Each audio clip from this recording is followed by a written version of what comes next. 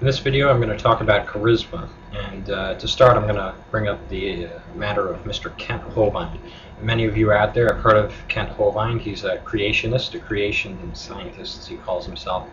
But really what he is a very charismatic speaker who's able to present his case typically better than the scientist. And if you don't believe me, then watch some of the creationist versus evolutionist debates out there which star Kent Hovind.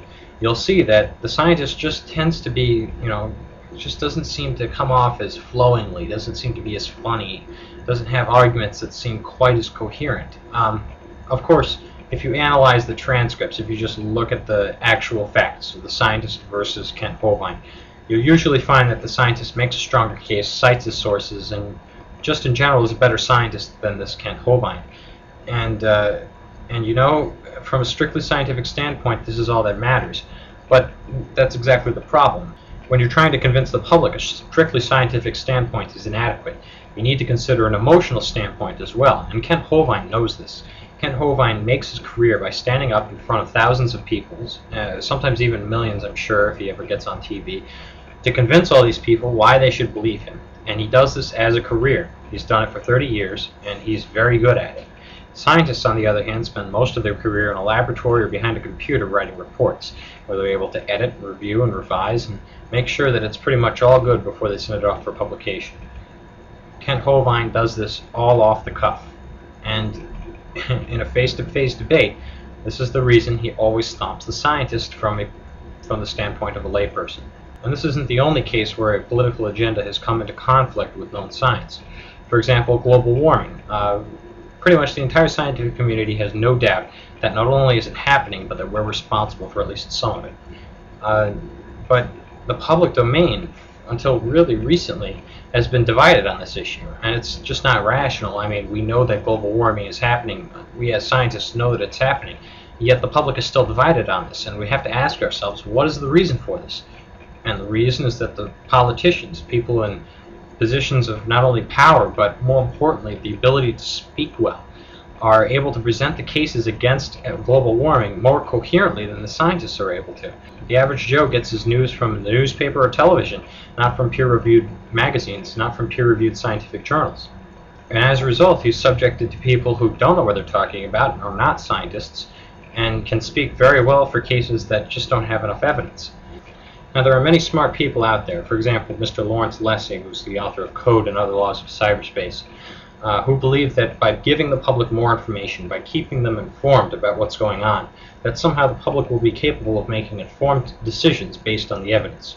And he recently made a comment on his blog about how the recent move by CNN to publicize the presidential debates was a good move, and that it will bring all this greater information to the general populace. And this is a very idealistic notion, but I just don't think that the public, being able to see two presidents debating the issues, will suddenly become more able to make informed decisions about who to vote for president. A good example is the Nixon versus Kennedy debate in I think it was the 1960 presidential race. Nixon beat Kennedy, according to the judges, but people watching the debate thought that Kennedy he presented himself much better than Nixon did. Nixon was sweating and thirsty and just didn't look too good, and Kennedy was there, he was cool, he was suave, he always had a cool answer. But the public opinion polls were in favor of Kennedy in spite of this. You have to ask yourself what's going on here. Why would public opinion polls sway in Kennedy's favor if the public was making informed decisions? And in spite of the fact that the information technology revolution has allowed the average citizen more access to more information per second and keeps them more up to date, more informed with the world, I just don't think the majority of users out there even care. I think that they respond to charisma, they respond to popularity, they jump on the bandwagon. But what it comes down to is we need to get the public thinking more about the issues themselves. And personally, I think that the best way to start doing this, the only way I can think of, is to get charismatic speakers for both sides. We need a Kent Hovind for evolution. We need to get Kent Hovinds on the side of evolution.